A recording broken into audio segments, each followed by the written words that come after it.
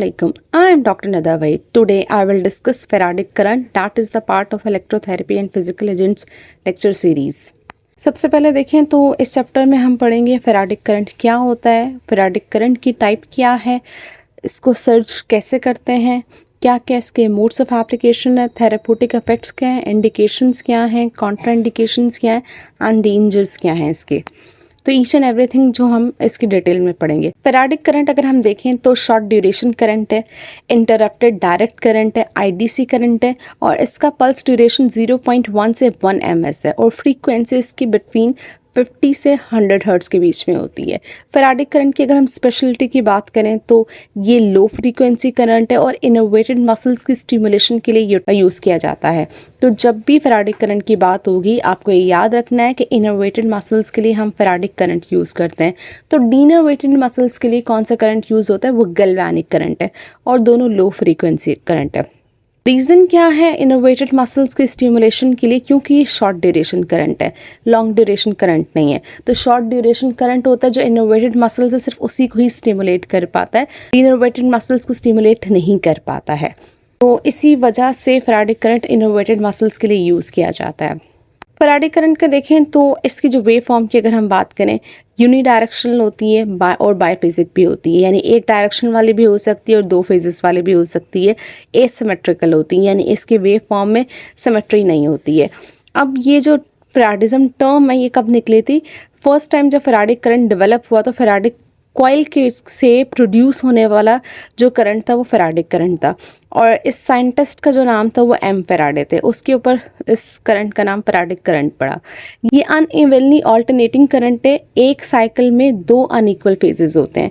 Number 1 low intensity long duration current या high intensity short duration current, यानी कि अगर लो इंटेंसिटी होगी तो ड्यूरेशन लंबा होगा और अगर हाई इंटेंसिटी होगी तो ड्यूरेशन कम होगा। ये हम बात कर रहे हैं फेराडिक करंट कंटिन्यूस की, जो एक ही डायरेक्शन में कंटिन्यूस दिया जा रहा है। अब क्या होता है जब फेराडिक करंट कंटिन्यूस दिया जाता है तो अगर हम देखें नॉर्मली हमारा मसल्स कॉन्ट्रैक्ट करता है एंड देन रिलैक्स करता है, फिर कॉन्ट्रैक्ट करता है फिर रिलैक्स करता है। लेकिन अगर हम कंटिन्यूस करंट दिए जाएंगे तो उससे जो रिलैक्सेशन फेज है वो नहीं मिलता, जिसको हम कहते हैं ट्विचिंग। अगर सिंगल मसल की हो रही है तो ट्विचिंग है और अगर ग्रुप ऑफ मसल्स की इसी तरह कंटिन्यूस मूवमेंट हो और रिलैक्सेशन का टाइम ना मिले उसको हम कहते हैं टेटने या टेटनिक कॉन्ट्रैक्शन।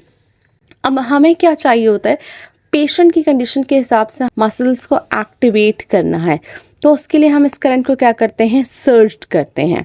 जब हम इस करंट को सर्च करते हैं उसको हम कहते हैं मॉडिफाइड या ट्रू फेराडिक करंट। तो अगर आपसे कोई फेराडिक करंट के टाइप पूछे तो दैट इज मॉडिफाइड या ट्रू फेराडिक करंट है। अब जो हम बात कर रहे हैं सर्च किया जाता है, कंटिन्यूस नहीं दिया जाता, तो हमेशा जो फेराडिक करंट है उसको सर्च किया जाता है ताकि हम उसको ट्रीटमेंट पर्पस के लिए यूज़ कर सकें और हमें कॉन्ट्रैक्शन और रिलैक्सेशन प्रॉपर मिल सके। तो सर्जिंग बेसिकली क्या होती है, जब आप इसके एम्पलीट्यूड को, इसके इंटेंसिटी को इंक्रीज या डिक्रीज कर रहे हैं, उसमें थोड़ा सा चेंजेस ला रहे हैं उसके फ्रीक्वेंसी या एम्पलीट्यूड में, उसको हम कहते हैं सर्जिंग। यानी जब भी करंट को सर्च किया जाता है उसकी जो इंटेंसिटी है वो या तो आहिस्ता आहिस्ता करके इंक्रीज हो रही होती है और इसी तरह आहिस्ता आहिस्ता करके डिक्रीज हो रही होती है। तो डिफरेंट चीज़ तरीके से हम क्या करते हैं, फेराडिक करंट को सर्च करते हैं। इसकी डिफरेंट टाइप्स हैं, या तो इस तरह सर्च किया जाता है कि सडन बढ़ जाए और सडन ड्रॉप हो जाए, या इस तरह से सर्च किया जाता है कि ग्रेजुअली बढ़े और फिर ड्रॉप हो जाए। अब हम क्या करते हैं कि जो अपैरेटस होता है उसी में हम जो है करंट को सर्च कर देते हैं ताकि हमें जो है प्रॉपर मसल्स की कॉन्ट्रैक्शन और रिलैक्सेशन मिले, वो कॉन्ट्रैक्शन और रिलैक्सेशन जो हमें चाहिए पेशेंट की कंडीशन के लिहाज से। अब हम बात करें सर्जिंग की। सर्जिंग हम ड्यूरेशन के हिसाब से भी करते हैं, फ्रीक्वेंसी के हिसाब से भी करते हैं और वेव फॉर्म के हिसाब से भी करते हैं। अगर आप पिक्चर में सबसे ऊपर वाली पिक्चर देखें उस पर अनमॉडिफाइड करंट है, यानी फेराडिक करंट में कोई जो है फेराडिक करंट को सर्च नहीं किया गया है। लेकिन अगर आप इससे नीचे देखें तो इसमें हमने करंट को सर्च किया हुआ है डिफरेंट तरीक़ों से, फ्रीक्वेंसी में भी कर सकते हैं, ड्यूरेशन में भी और इंटेंसिटीज़ में। तो इसमें जो आपके पास सर्च के टाइप्स हैं, एक ट्रेपेजॉइडल है, एक ट्रायंगुलर है, एक सॉ टूथ है, तो डिफरेंट है। सर्च जो होता है उसको एडजस्ट किया जाता है 2 से 5 सेकंड के बीच में और इसकी फ्रीक्वेंसी 6 से 30 सर्च पर मिनट की जाती है। साथ साथ हम क्या करते हैं, इसमें रेस्ट पीरियड नहीं होता, क्योंकि कंटिन्यूस अगर करंट होगा तो रेस्ट पीरियड नहीं मिल रहा, और रेस्ट पीरियड की वजह से हमने इस करंट को सर्च किया है। तो रेस्ट टाइम जो होता है वो एटलीस्ट 2 से 3 दफ़ा ज़्यादा होना चाहिए जो आप पल्स दे रहे हैं उस मसल को, उससे, तो ताकि आपकी मसल्स को प्रॉपर रेस्टिंग का टाइम मिले और वो अपनी नॉर्मल जो शेप है उसको रीगेन कर सके, नॉर्मल स्टेट को रीगेन करके दोबारा से मूवमेंट कर सके। अब जो हमने इसके टाइप्स पढ़ी थी, trapezoidal as the name shows के इम्पल्स आहिस्ता आहिस्ता करके इंक्रीज़ होता है, फिर थोड़ी देर वहाँ पे स्टे करता है उसी अपनी हाई इंटेंसिटी पे, और फिर आहिस्ता आहिस्ता करके जिस तरह वो इंक्रीज़ हो रहा है उसी तरह आहिस्ता आहिस्ता करके डिक्रीज़ होता है, तो ट्रापेजॉइडल शेप बनती है। ट्रायंगुलर सर्जिंग की बात करें तो ट्रायंगल जैसे होता है कि आहिस्ता आहिस्ता करके पीक पे पहुंचता है एंड देन पीक पे पहुंच के एकदम से आहिस्ता आहिस्ता करके डिक्रीज हो रहा होता है, तो इस सर्जिंग जो है ट्रायंगुलर शेप बना रहा होता है, इसलिए इसको हम ट्रायंगुलर सर्जिंग कहते हैं। देन हम सॉ टूथ की बात करें कि इसमें क्या होता है कि इम्पल्स जो है इंक्रीज करता है ग्रेजुअली, कर रहा है और जब पीक पे पहुंच जाता है तो एकदम से फॉल हो जाता है। अगर हम मोस्ट कंफर्टेबल पल्स की बात करें तो 0.1 मीटर सेकंड पल्स है और इसकी फ्रीक्वेंसी 70 हर्ट्ज़, और अगर आप 1 मीटर पर सेकंड पल्स ले रहे हैं तो उसकी फ्रीक्वेंसी होगी 50 हर्ट्ज़। यानी अगर पल्स लो है तो फ्रीक्वेंसी ज़्यादा है, अगर आप पल्स ज़्यादा ले रहे हैं तो फ्रीक्वेंसी कम हो गई है। अब हम बात करते हैं physiological effects of faradic type current, यानी कि हम फेराडिक टाइप करंट्स के क्या फिजियोलॉजिकल इफेक्ट्स होते हैं, आपके फिजियोलॉजिकली आपके सिस्टम में क्या अफेक्ट कर रही है। Stimulation of sensory nerve, stimulation of motor nerve, affect of muscle contraction and stimulation of denervated muscle. Denervated muscles का मैं आपको बता चुकी हूँ, क्योंकि शॉर्ट ड्यूरेशन करंट है और डीनर्वेटेड एरिया में आपको लॉन्ग ड्यूरेशन करंट चाहिए होता है ताकि वो जाके इनोवेट कर सके, तो ये वहाँ पे इनोवेट ही नहीं करता, तो इसलिए डीनर्वेटेड मसल में इसका कोई काम नहीं है। सेंसरी नर्व्स को स्टिमुलेट करने की बात करें तो क्योंकि आपको पता है शॉर्ट ड्यूरेशन करंट है तो बहुत ज़्यादा ही चेंजेस नहीं लेके आता, ये सिंपल जो है वहाँ पे जो स्किन के जो सुपरफिशियल ब्लड वेजल्स हैं वहाँ पे वेजोडाइलेशन कॉज करता है, जिसकी वजह से स्लाइटली रिदमा प्रोड्यूस हो जाता है, और क्योंकि डीप तो ज़्यादा नहीं है तो सुपरफिशियल टिश्यूज़ में ही वेजोडाइलेशन होती है, तो माइल्ड एरिथमा हो जाता है जिसकी वजह से रेडनेस ऑफ स्किन हो जाती है और साथ साथ आपको वहाँ पे माइल्ड प्रिकलिंग सेंसेशन मिलेंगी। अब हम बात करते हैं stimulation of motor nerves. Motor nerves की स्टिमुलेशन की बात करें तो मोटर नर्व्स की स्टिमुलेशन में फेराडिक करंट का इम्पॉर्टेंट रोल है। जब भी आपको मोटर नर्व को स्टिमुलेट करना होता है तो आप फेराडिक करंट अप्लाई करते हैं, उसकी बेसिस पे जो मसल्स की कॉन्ट्रैक्शन होती है, क्योंकि आप जब भी करंट अप्लाई करते हैं तो आप मोटर पॉइंट्स के ऊपर करते हैं। मोटर पॉइंट्स वो पॉइंट होते हैं जहाँ से मसल्स के बीच में मोटर नर्व निकल रही होती है, और अगर आप वहाँ पे करंट देंगे तो थोड़ा सा भी अगर आप करंट देते हैं तो आपको वहाँ पे बहुत ज़्यादा मूवमेंट मिलती है। तो अगर आप फेराडिक करंट वहाँ पे अप्लाई करते हैं तो उस मसल्स की कॉन्ट्रैक्शन तो होती ही होती है, साथ साथ जितने नेबरहुड मसल्स होते हैं वहाँ पे भी मूवमेंट हो रही होती है। बाकी मोटर नर्व का रिस्पॉन्स डिपेंड करता है जो मसल्स और नर्व की जो भी पैथोलॉजिकल स्टेट के ऊपर डिपेंड करता है। फेराडिक करंट मोटर नर्व को स्टिमुलेट करता है और उसके लिए फ्रीक्वेंसी 50 हर्ट्ज से लेकर 0.1 से 1 ms शॉर्टेस्ट ड्यूरेशन होना चाहिए। अब हम मसल्स कॉन्ट्रैक्शन की बात करें तो फेराडिक करंट जो है, जैसे नॉर्मल मसल्स कॉन्ट्रैक्ट कर रहे होते हैं, फेराडिक करंट वैसे ही मस्कुलर कॉन्ट्रैक्शन कॉज करता है। बेसिकली क्या होता है कि आपके स्पाइनल कॉर्ड पे जब भी आपकी बॉडी में पेन होता है तो स्पाइनल कॉर्ड पे सिग्नल्स जाते हैं, वो आपकी नॉर्मल मूवमेंट को बंद कर देता है, पेन इनहिबिट फाइबर्स को एक्टिवेट कर देता है। लेकिन जैसे आप फेराडिक करंट अप्लाई करते हैं तो मोटर नर्व पे अगर आप अप्लाई करें तो स्पाइनल कॉर्ड पे सिग्नल जाते हैं कि भाई पेन इनहिबिट फाइबर्स को साइड पे करें और मूवमेंट करें। उसकी बेसिस पे क्या होता है कि मसल्स कॉन्ट्रैक्शन होती है और रिलैक्सेशन होती है। उस वक्त जो है जैसे नॉर्मल मसल्स कॉन्ट्रैक्शन और रिलैक्सेशन हो रही है, बिल्कुल वैसे मूवमेंट होती है। पंपिंग एक्शन होता है, ब्लड सप्लाई बढ़ता है, जिसकी बेसिस पे मसल्स में ऑक्सीजन एंड न्यूट्रिएंट प्रॉपर मिल जाते हैं, और जब ऑक्सीजन एंड न्यूट्रिएंट प्रॉपर मिल जाएंगे तो उसकी बेसिस पे वहाँ पे venous and lymphatic vessels activate होंगी, जिसकी बेसिस पे वेस्ट प्रोडक्ट का रिमूवल अच्छे से हो पाएगा। और डीनर्वेटेड मसल्स के लिए मैं आपको बता चुकी हूँ, शॉर्ट ड्यूरेशन करंट है तो ये डीनर्वेटेड मसल को स्टिमुलेट नहीं कर पाता, ये सिर्फ इनर्वेटेड मसल को स्टिमुलेट कर पाता है। डीनर्वेटेड मसल्स के लिए गैल्वेनिक करंट है। अब हम बात करते हैं केमिकल इफ़ेक्ट्स की। जब भी हम करंट अप्लाई करते हैं तो क्या केमिकल इफ़ेक्ट्स होते हैं? बेसिकली क्या होता है कि हमारी बॉडी में आपको पता है कि आयंस होते हैं, इलेक्ट्रोलाइट्स होते हैं। तो जब भी आप कोई भी करंट, डायरेक्ट करंट अगर आप अप्लाई करते हैं बॉडी में, तो हमारे जो स्किन में जो चेंजेस आते हैं, केमिकल चेंजेस, तो आपके पास 2 इलेक्ट्रोड होते हैं। एक होता है कैथोड, एक होता है एनोड। कैथोड के पास आके जो पॉजिटिव आयन है वो आ जाते हैं, NaOH आ जाता है, और एनोड पे HCl आ जाता है। जब वो HCl आता है तो उस एरिया को वो एसिडिक बना देता है, और जो कैथोड पे NaOH आता है तो उस एरिया को एल्कलाइन बना देता है।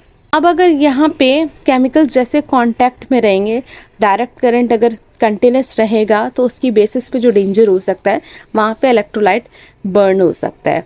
तो उसके लिए हम क्या करते हैं, इंटरमिटेंट करंट यूज़ करें तो वहाँ पे इलेक्ट्रोलाइटिक बर्न के चांसेस कम हो जाते हैं।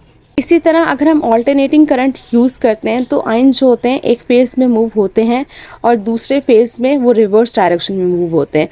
जब दोनों फेजेस में मूव होते हैं और इक्वल केमिकल फॉर्म होता है दोनों फेजेस के बीच में, तो ये क्या करते हैं कि जब दूसरे फेजेस में फॉर्म हो रहा है तो एक दूसरे को न्यूट्रलाइज कर देते हैं। तो केमिकल इफेक्ट्स जो है वहाँ पे हो नहीं पाता है, क्योंकि वो एक दूसरे को कैंसिल कर देते हैं। वहाँ पे इलेक्ट्रोलाइट बर्न के जो चांसेस होते हैं वो कम हो जाते हैं। तो ऑल्टरनेटिंग करंट की बेसिस पे क्या होता है कि इलेक्ट्रोलाइट बर्न के डेंजर जो हैं वो कम हो जाते हैं, डायरेक्ट करंट में ज़्यादा होते हैं। इसीलिए जब हम करंट को जब हम सर्च करते हैं, क्योंकि शॉर्ट ड्यूरेशन करंट है, तो केमिकल फॉर्मेशन नहीं हो पाती, और जिसकी बेसिस पे कुछ खास जो है बर्न डेंजर के चांसेस नहीं हो पाते। Indications for the use of faradic type current. अगर हम देखें फेराडिक करंट की इंडिकेशन क्या है, number 1 is facilitation of muscle contraction. यानी जब भी हमें मसल्स को कॉन्ट्रैक्ट करना है तो वहाँ पे फेराडिक करंट का सबसे ज़्यादा, सबसे अहम, सबसे इम्पॉर्टेंट रोल है। अगर कोई ऐसी कंडीशन है जिसकी बेसिस पे पेशेंट अपने मसल्स को मूव नहीं कर पा रहा, या उसके लिए बहुत डिफ़िकल्ट हो रहा है मूवमेंट करना, तो वहाँ पे आप फेराडिक करंट देते हैं। उस कंडीशन में फेराडिक करंट देंगे तो मसल्स कॉन्ट्रैक्शन जब भी होती है, आपके स्पाइनल कॉर्ड या हायर ब्रेन सेंटर पे इंफॉर्मेशन जाती है, और जैसे वो इंफॉर्मेशन जाएगी तो वो क्या करेगा, आपके स्मॉल इफरेंट नर्व को एक्साइट करेगा, और जैसे स्मॉल इफरेंट नर्व को एक्साइट करेगा उसकी बेसिस पे जो मसल्स होते हैं, मसल्स के एक एक्स्ट्राफ्यूजल फाइबर्स होते हैं, एक इंट्राफ्यूजल फाइबर होते हैं। इंट्राफ्यूजल फाइबर में आपको पता है कि मसल स्पिंडल होते हैं। तो जैसे स्मॉल इफरेंट नर्व एक्साइट होती हैं, उसकी बेसिस पे इंट्राफ्यूजल मसल्स की कॉन्ट्रैक्शन होती है, और जब इंट्राफ्यूजल मसल्स कॉन्ट्रैक्ट करेंगे तो आपके मसल स्पिंडल स्ट्रेच करेंगे, और मसल स्पिंडल स्ट्रेच होते हैं तो वो जाकर स्टिमुलेट करते हैं प्राइमरी नर्व एंडिंग को, और जब वो प्राइमरी नर्व एंडिंग को एक्टिवेट करते हैं तो यही इन्फॉर्मेशन वो लेके जाते हैं आपके इंटीरियर हॉर्न सेल्स के पास, जो कि स्पाइनल कॉर्ड में होते हैं, कि भाई मूवमेंट करवाएं। उसी बेसिस पे एगोनिस्ट की मूवमेंट होती है, एगोनिस्ट कॉन्ट्रैक्ट करता है, उसी टाइम स्पाइनल कॉर्ड से इंफॉर्मेशन जाती है कि एंटागोनिस्ट जो मसल्स हैं उनको रिलैक्स करना है। अब जैसे फॉर एग्जांपल आपके बाइसेप्स मसल्स की आपको कॉन्ट्रैक्शन चाहिए, उस टाइम अगर आपके ट्राइसेप मसल्स भी वर्क करेंगे तो क्या होगा कि आपको वहाँ मूवमेंट नहीं हो पाएगी। तो जैसे आपने बाइसेप्स मसल्स पे इलेक्ट्रोड्स लगाए हैं, इंफॉर्मेशन जाती है स्पाइनल कॉर्ड के पास, उसी टाइम आपके ट्राइसेप मसल्स रिलैक्स हो जाएंगे, तो आपकी मूवमेंट हो पाएगी। तो जब भी मसल्स कॉन्ट्रैक्शन करनी हो तो हम क्या करते हैं, हम पेशेंट को बोलते हैं कि आप भी एक्टिव मसल्स कॉन्ट्रैक्शन करें, उसकी बेसिस पे बहुत अच्छी मसल्स कॉन्ट्रैक्शन मिलेंगी। फॉर एग्जांपल स्ट्रोक के पेशेंट्स में जहाँ मूवमेंट लिमिटेड हो जाती हैं, आपका फ्लेक्शन साइनर्जी पैटर्न बन जाता है, तो अगर आप वहाँ पे पेराडिक करंट अप्लाई करते हैं और पेशेंट को बोलते हैं कि साथ साथ आप कोशिश करें एक्सटेंशन मूवमेंट करने की, तो एक तो आपका पेराडिक करंट करवा रहा है आपको वहाँ पे मूवमेंट, दूसरा आप अगर आप खुद से एक्टिव मूवमेंट करेंगे तो आपकी मूवमेंट और ज़्यादा जल्दी बेहतर होती है। तो हम जो है मसल्स को फंक्शनली स्टिमुलेट करने के लिए भी फेराडिक करंट लगाते हैं, और इसका हमें बहुत फ़ायदा होता है। री एजुकेशन और मसल एक्शन। अक्सर क्या होता है कि मसल्स अपनी मूवमेंट भूल जाते हैं, यानी वॉलंटरली जैसे परफॉर्म कर रहे थे, कोई ऐसी डिजीज़ हो गई या प्रोलॉन्ग डिसयूज़ हो गया या इनकरेक्ट पैटर्न डेवलप हो गया जिसकी बेसिस पे अपनी मूवमेंट भूल जाते हैं, तो उसमें अगर आप दोबारा से मसल्स को याद दिलाना चाहें उस मूवमेंट को, उसमें फेराडिक करंट का बहुत ज़्यादा इम्पॉर्टेंट रोल है। तो री एजुकेशन और मसल एक्शंस में बहुत बेनिफिशियल है ये। अब डिफरेंट कंडीशंस हैं जिसमें ऐसा हो सकता है कि आपकी मूवमेंट ना हो रही हो। फॉर एग्जांपल एक कंडीशन है हॉलिक्स वेल्गस, जिसमें फुट जो है, फुट का बिग टो वो इंटरनली चला जाता है।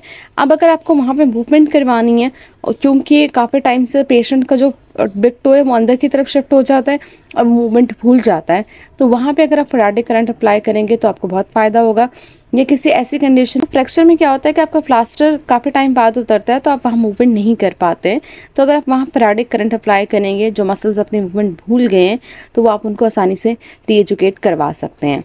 क्योंकि बेसिकली अगर हम बात करें तो आपकी नर्व के पास पावर होती है अकोमोडेशन की। अकोमोडेशन हम लास्ट लेक्चर में डिस्कस कर चुके हैं। तो वो करंट जो राइज हो रहा है देन फॉल हो रहा है एकदम से, वो ज़्यादा इफेक्टिव होता है, क्योंकि नर्व के लिए उसको अकोमोडेट करने में थोड़ा सा टाइम लग जाता है, क्योंकि वो राइज हो रहा है फिर फॉल हो रहा है, सडनली राइज हो रहा है फॉल हो रहा है, तो उसमें इम्पल्स अच्छे से जनरेट हो पाती है और आप री एजुकेट करवा सकते हैं। देन हम बात करें training a new muscle action. जब भी किसी मसल को आपको नया एक्शन सिखाना है तो वहाँ पे अगर आप फेराडिक करंट अप्लाई करेंगे तो आपको बहुत फ़ायदा होगा। अब क्या होता है, बहुत सारी ऐसी कंडीशंस हैं जिसमें पेशेंट की जो मेन मसल्स हैं वो कट जाते हैं, जैसे एम्पुटेशन हो गई या टेंडन ट्रांसप्लांटेशन कर दी। तो इन सब कंडीशंस में क्या होता है कि आपके जो मेन मसल्स जो मूवमेंट करवा रहे होते हैं उसको कट कर दिया जाता है। मसल्स आपके रिमेनिंग मसल्स होते हैं उन्हीं को मूवमेंट सिखाई जाती है, न्यू मूवमेंट जो पहले तो नहीं परफॉर्म करते थे लेकिन अब वो मेन मसल्स के तौर पे परफॉर्म करेंगे। वहाँ पे आप फेराडिक करंट अप्लाई करके आराम से कोई भी मसल को नया एक्शन के लिए ट्रेन कर सकते हैं। नर्व डैमेज की बात करें तो नर्व डैमेज में भी फेराडिक करंट का इम्पॉर्टेंट रोल है।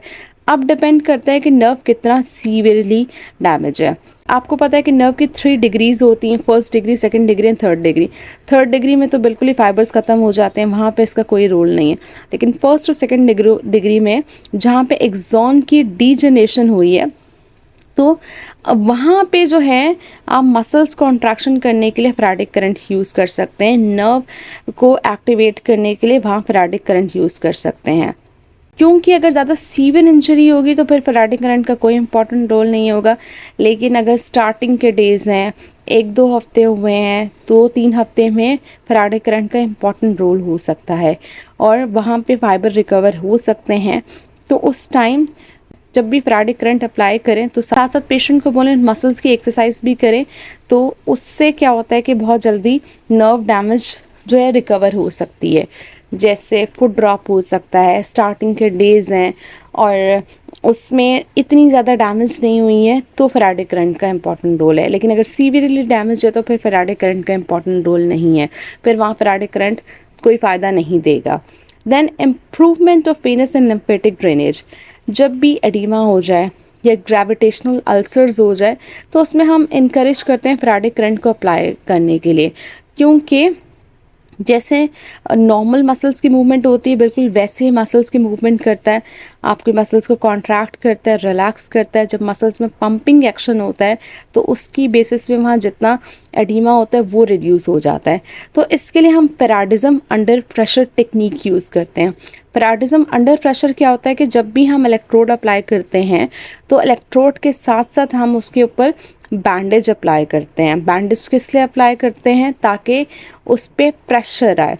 तो पहले हमने इलेक्ट्रोड लगाए, उसके बाद हमने बैंडेज अप्लाई की अच्छे से, फिर हम स्टिमुलेशन ऑन करेंगे तो उससे क्या होगा, पैराडिज्म अंडर प्रेशर यानी प्रेशर आ रहा है तो उसकी बेसिस पे जितना लिम्फेटिक ड्रेनेज है वो अच्छे से रिमूव हो पाएगा। Then prevention and loosening of adhesions. Adhesions की अगर हम बात करें तो एडिशंस समझ लें जैसे आपकी मूवमेंट में जो चीज़ रुकावट कर रही है, कोई गुठली हो सकती है, इस तरह करके छोटी छोटी चीज़ें फॉर्म हो जाती हैं जिसको हम कहते हैं एडिशंस, जो आपकी मूवमेंट को रोक रही होती है। तो एडिशंस लूज़ होने के लिए अगर आप फेराडिक करंट अप्लाई करते हैं तो मसल्स की कॉन्ट्रैक्शन प्रॉपर करवाता है, रिलैक्सेशन प्रॉपर करवाता है। तो जब भी मसल्स प्रॉपर कॉन्ट्रैक्ट करता है एंड रिलैक्स करता है तो उसकी बेसिस पे एडिशंस जो है वो लूजन्स हो जाती हैं, और जब वो लूजन्स होती हैं तो उस आहिस्ता आहिस्ता करके ख़त्म हो जाती हैं। तो एडिशंस को रिमूव करने के लिए भी आप फेराडिक करंट अप्लाई कर सकते हैं। या अगर आपको लग रहा है कि इस कंडीशन में पेशेंट को एडिशंस हो सकती हैं तो आप फेराडिक करंट अप्लाई करेंगे तो एडिशंस प्रिवेंट भी कर सकते हैं, यानी होने से पहले ही आप अप्लाई कर दें। देन हम बात करते हैं कॉन्ट्रा इंडिकेशंस ऑफ फेराडिक करंट। जब आप बात करें कॉन्ट्रा इंडिकेशंस मीन्स वो कंडीशंस जहाँ आपको करंट अप्लाई नहीं करना है। स्किन लीजन्स में आप अप्लाई नहीं करते, और करंट अगर कहीं इस तरह से अप्लाई नहीं करते किसी भी ऐसे पॉइंट पे जहाँ पे वो कलेक्ट हो जाए, वहाँ पेन कॉज करे। बहुत सारी स्किन की डर्माटोलॉजिकल कंडीशंस है, सोरियासिस है, एक्जिमा है, वहाँ आप करंट अप्लाई नहीं करते। एक्यूट इन्फेक्शंस हो गए, इन्फ्लेमेशंस हो गई, क्योंकि इन्फेक्शंस और इन्फ्लेमेशंस बढ़ भी सकती हैं। थ्रोम्बोसिस में आप अप्लाई नहीं करते। या ऐसा पेशेंट जिसकी लॉस ऑफ सेंसेशन है, कैंसर में अप्लाई नहीं करते, कार्डिक पेसमेकर में अप्लाई नहीं करते, या सुपरफिशियल मेटल्स पे आप अप्लाई नहीं करते हैं। Techniques of treatment with faradic type current. जब भी आप फेराडिक करंट अप्लाई करें तो दो टेक्निक्स होती हैं। एक होता है स्टिमुलेशन ऑफ मोटर पॉइंट्स, दूसरा होता है स्टिमुलेशन ऑफ मसल्स ग्रुप। यानी जब भी आप फेराडिक करंट अप्लाई करें, या तो मोटर पॉइंट्स को स्टिमुलेट करेंगे या आप मसल्स ग्रुप को स्टिमुलेट करेंगे। उससे पहले आपके पेशेंट और अपैरेटस प्रिपेयर होना चाहिए। अपैरेटस प्रिपेयर करने के लिए ऑब्वियसली मैंने आपको बताया जो फेराडिक करंट है हम हमेशा कंटिन्यूस फॉर्म में नहीं देते, हम इसको मॉडिफाई करते हैं, सर्च करते हैं, जिसको हम मॉडिफाइड या ट्रू फेराडिक करंट भी कहते हैं। तो इसको ऑटोमेटिक सर्जिंग पे लगा दिया जाता है जो पे आपका अपैरेटस है। उसके बाद अपैरेटस, उसके इलेक्ट्रोड्स, उसकी लीड्स चेक की जाती हैं, प्रॉपर करंट पास कर रहा है कि नहीं कर रहा, और चेक करके देखा जाता है कि इससे मसल्स की प्रॉपर कॉन्ट्रैक्शन रिलैक्सेशन हो रही है कि नहीं, और पेशेंट को बताया जाता है कि आपको कैसा महसूस होगा, प्रॉपर उसको काउंसल किया जाता है। तो आपके दो इलेक्ट्रोड्स होते हैं। एक्टिव इलेक्ट्रोड्स आप हमेशा मोटर पॉइंट्स पे रखते हैं, और अगर आप मसल्स ग्रुप को एक्टिवेट करें तो आप मसल्स ग्रुप के ऊपर रख रहे होते हैं। तो हमेशा आपने एक्टिव इलेक्ट्रोड जो कैथोड इलेक्ट्रोड है उसको लार्ज मसल्स ग्रुप के ऊपर या मोटर पॉइंट्स के ऊपर आप रख रहे होते हैं। और वहाँ पे स्किन में अगर आपको रेजिस्टेंस आ रही है तो आप उसके लिए कोई भी जेल अप्लाई कर सकते हैं, वाटर अप्लाई कर सकते हैं, ताकि स्किन से कॉन्टैक्ट प्रॉपर हो सके। और पेशेंट को प्रिपेयर कर लेते हैं, पेशेंट को अच्छे से समझाना है, क्लोथ रिमूव करने हैं, पेशेंट को कंफर्टेबल पोजीशन में आपने रखना है। रेजिस्टेंस कम करने के लिए आप वहाँ कोई natural oils, gels, water use कर सकते हैं, और देन आप कोई बैंडेज अप्लाई कर सकते हैं या रबर स्ट्रैप्स अप्लाई कर सकते हैं ताकि वहाँ पे इलेक्ट्रोड फिक्स हो जाए। Stimulation of motor points. Motor point वो पॉइंट होता है अगर आप मसल्स के ऊपर जहाँ से मोटर नर्व आ रही होती है, अगर आप वहाँ पे इलेक्ट्रोड अप्लाई करेंगे तो उससे क्या होगा, कम से कम स्टिमुलेशन पे ज़्यादा से ज़्यादा मसल्स एक्टिवेट हो जाएगा। तो जब भी आपको सिंगल मसल एक्टिवेट करना होता है तो आप मोटर पॉइंट स्टिमुलेशन पे काम करते हैं, आप उस पर एक्टिव इलेक्ट्रोड लगाते हैं। स्पेशली जब आपको मसल्स को न्यू एक्शन सिखाना है तब, या आपको किसी एक मसल्स की मूवमेंट इंडिकेटेड है तो आप वहाँ पे मोटर पॉइंट स्टिमुलेशन यूज़ करेंगे।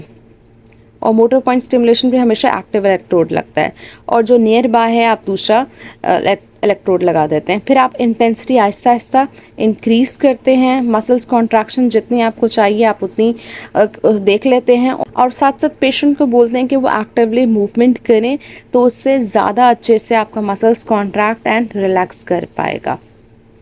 ये आप देख रहे हैं ये डिफरेंट मसल्स के मोटर पॉइंट्स हैं। अगर आपको मसल्स को एक्टिवेट करना है तो अगर आप मोटर पॉइंट्स पे स्टिमुलेशन अप्लाई करते हैं तो आपको ज़्यादा बेनिफिट होता है। अब वो कंडीशन जहाँ हमें सिंगल मसल्स को डील नहीं करना, हमें मसल्स ग्रुप को डील करना है, तो मसल ग्रुप में भी बहुत ज़्यादा फ़ायदा होता है फेराडिक करंट का। मसल्स ग्रुप में कब फ़ायदा होता है, जब हम री एजुकेशन कर रहे होते हैं।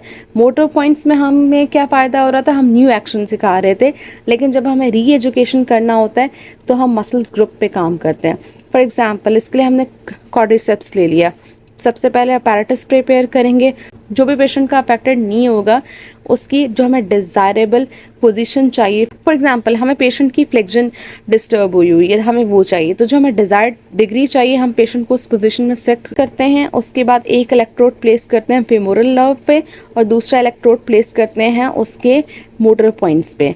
और बैंडेज और स्ट्रैप्स अप्लाई कर देते हैं, और जो भी हमें ड्यूरेशन और फ्रीक्वेंसी सेट करनी है उस सेट कर लेते हैं। उसकी बेसिस पे हमें पेशेंट को साथ साथ बोल रहे होते हैं, जैसे हम इलेक्ट्रोड ऑन करते हैं पेशेंट को साथ साथ बोलते हैं कि वो वॉलंटरली कॉन्ट्रैक्शन करें। उसकी बेसिस पे आपको वहाँ पे ज़्यादा मसल्स कॉन्ट्रैक्शन मिलती हैं और पेशेंट ज़्यादा आसानी से उस मूवमेंट को कर पाता है। और जितने आपको वॉलंटरली मूवमेंट कॉन्ट्रैक्शन चाहिए अगर आपको अचीव हो जाए तो आप इलेक्ट्रिकल स्टिमुलेशन को डिसकंटिन्यू कर सकते हैं। ये आपके पास ग्रुप मसल एक्शन की मूवमेंट हो रही है जिसमें हम ग्रुप मसल्स को एक्टिवेट कर रहे हैं। अब आपको स्मॉल मसल्स ऑफ फुट को एक्टिवेट करना है, तो उसमें क्या होता है कि फ्रैडिक बाथ हमारे पास एक टेक्निक होती है। फ्रैडिक बाथ्स क्या टेक्निक होती है, हम क्या करते हैं प्लास्टिक का एक टब सा ले लेते हैं। प्लास्टिक का इसलिए लेते हैं कि प्लास्टिक जो है कंडक्ट नहीं कर पाता इलेक्ट्रिकल करंट्स। अगर आप मेटल का टब्स लेंगे वो इलेक्ट्रिकल करंट कंडक्ट कर पाएगा और प्रॉब्लम हो सकती है। तो आपने इस तरह का टब ले लेना है, उसमें आपने वाटर फिल करना है, इतना वाटर फिल के आपके मसल्स ग्रुप आपको चाहिए एक्टिवेट करने हैं। क्योंकि आपको पता है कि आपके जो फुट के ऊपर वाली साइड है वो डॉर्सल साइड है और जो नीचे वाली साइड है वो प्लांटर साइड है, और प्लांटर साइड पे ज़्यादा मसल्स होते हैं। तो आपने प्लांटर एरिया सिर्फ वाटर से फिल होना चाहिए, यानी कि प्लांटर एरिया में सिर्फ वाटर है, वहाँ पे आपने इलेक्ट्रोड सेट कर देना है और पेशेंट को आपने स्टूल पे बैठाना है। अगर आपके लुम्ब्राइकल्स को आपने स्टिमुलेट करना है तो आपने 2 इलेक्ट्रोड रखने हैं ट्रांसवर्सली, एक हील के अंदर रखेंगे और एक मेटाटार्सल हेड के अंदर रखेंगे। और अगर आपको प्लांटर इंट्रोशाई एक्टिवेट करना है तो आपने इलेक्ट्रोड फुट के मेटाटार्सल शाफ्ट के लेवल के ऊपर एक दूसरे के साइड पे रख लेना है। आप दोनों देख सकते हैं, दोनों टेक्निक्स आपको पिक्चर में नज़र आ रही होंगी। ये टेक्निक होती है फ्रैडिक बैक टेक्निक, और अगर आपको स्मॉल मसल्स ऑफ फुट को एक्टिवेट करना है तो आप इस टेक्निक पे भी वर्क कर सकते हैं। देन लिम्ब एडेमा को रिड्यूस करने के लिए भी आप पैराडिज्म अंडर प्रेशर यूज़ करते हैं। पैराडिज्म अंडर प्रेशर मैं आपको ऑलरेडी एक्सप्लेन कर पाई हूँ। जब भी आपको मसल्स के एडिमा को कम करना होता है आप paradigm under pressure technique use करते हैं। इससे क्या होता है कि मसल्स की मूवमेंट होती है, जब मसल्स की कॉन्ट्रैक्शन होती है, रिलैक्सेशन होती है, मसल्स पंपिंग एक्शन के तौर पे काम करते हैं। और उसके साथ साथ हम क्या करते हैं, उस एरिया को एलिवेट करके रखते हैं, उठा के रखते हैं, थोड़ा सा ऊंचा करके रखते हैं, तो उसकी बेसिस से वेनस और लिम्फेटिक रिटर्न अच्छे से हो जाता है और एडिमा रिलीव होता है। सबसे पहले आपने क्या करना है, पेशेंट को प्रिपेयर करना है। उसमें आपने जो आप लिम्ब में, अगर अपर लिम्ब पे हैं या लोअर लिम्ब पे, आपने उसको एलिवेट करना है। पाँव के नीचे 2-3 तकिए लगा सकते हैं। एक इलेक्ट्रोड आपने काफ मसल्स पे रखना है और दूसरा आपने प्लांटर एस्पेक्ट्स ऑफ फुट पे रखना है लोअर एक्सट्रीमिटी के लिए। और अगर आप आर्म के लिए कर रहे हैं तो एक flexor aspects of four arm पे रखेंगे और दूसरा आर्म पे रखेंगे। फिर आपने इलास्टिक बैंडेज अप्लाई करनी है। फॉर्मली होनी चाहिए, बहुत ज़्यादा टाइट नहीं होनी चाहिए, बहुत ज़्यादा गैप नहीं होना चाहिए। अगर गैप होगा तो वहाँ एडिमा एक्युमुलेट हो जाएगा। कॉन्ट्रैक्शन रिपीटेशन रेट स्लो होना चाहिए। टाइमिंग 2 से 3 मिनट कॉन्ट्रैक्शन हो तो रेस्ट पीरियड 5 मिनट का हो। इस तरह से आपने सेट करनी है। साथ साथ आपने जैसे स्टिमुलेशन ऑन करनी है और पेशेंट को बोलना है कि आपने मूवमेंट करें। अगर फुट है तो प्लांटर फ्लेक्शन डॉर्सी फ्लेक्शन करें, और अगर आप हैंड है तो रिस्ट के मूवमेंट करें, फ्लेक्शन एक्सटेंशन। उसकी बेसिस में एडिमा जो है रिड्यूस हो जाता है और इस टेक्निक को कहते हैं paradigm under pressure. These are the reference books. If you have any question, any query, you can ask in the comment section, and don't forget to subscribe my channel. Thank you. Take care. Allah Hafiz. Bye bye.